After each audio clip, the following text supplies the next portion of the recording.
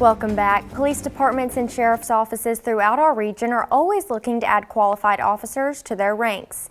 Some officers prefer to work in a part-time capacity while maintaining another career.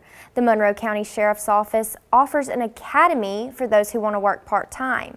In the second part of Inside the Academy, Allie Martin shows us how cadets in the part-time academy are getting full-time training.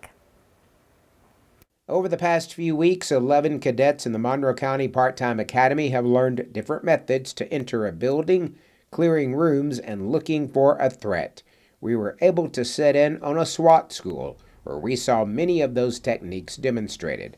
Our class acted as decoys, role-playing in various scenarios. Teams enter the building, clearing each room, sometimes finding a threat. Non-lethal marking cartridges known as simunition rounds are used, and they sting. Captain John Bishop is Director of Training for the Part-Time Academy. He says the SWAT school session was a unique opportunity for cadets to see the value of training as a team.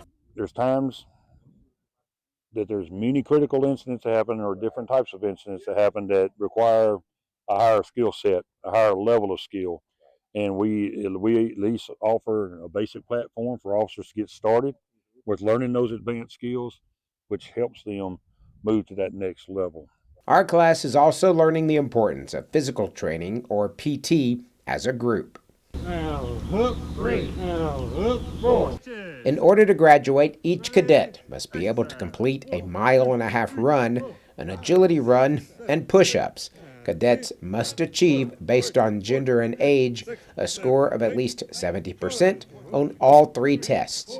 An officer's physical condition it needs to be at a level to where they can perform, their body can react and deal with stress like it needs to. And if an officer is not in the condition, a preferred condition, it can be detrimental to their safety and to their partner's safety also. In the classroom, we have learned how to use the intoxilizer. We've also looked at report writing, DUI law, and domestic violence response,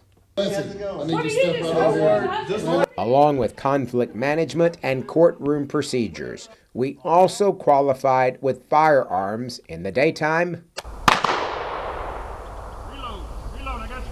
and at night. One of the highest liabilities a department has, and they have to be prepared and very well trained to use it if they have to.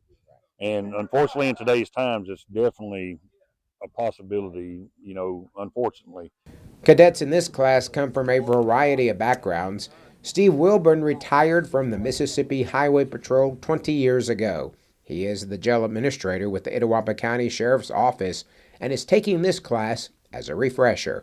Wilburn says while principles of law enforcement are the same, the training has undergone massive changes. I think it's more intense, it's more personal, and I think we're using techniques now that are more modern techniques. I think firearms training has changed somewhat since 1978 when I went through patrol school. We're using techniques now that are more modern techniques, I think. Caitlin Johnson is administrative assistant for the Monroe County Sheriff's Office. She also has a background in social work. Cadet Johnson says she is learning a lot in the part-time academy. Some of the surprises I feel are yet to come when we get into some of the tactical stuff, but so far I have learned a lot in the classroom and have a better understanding of what our law enforcement goes through on a day-to-day basis. And Jason Baker is a music professor at MSU and is also a reserve officer with the Starkville PD.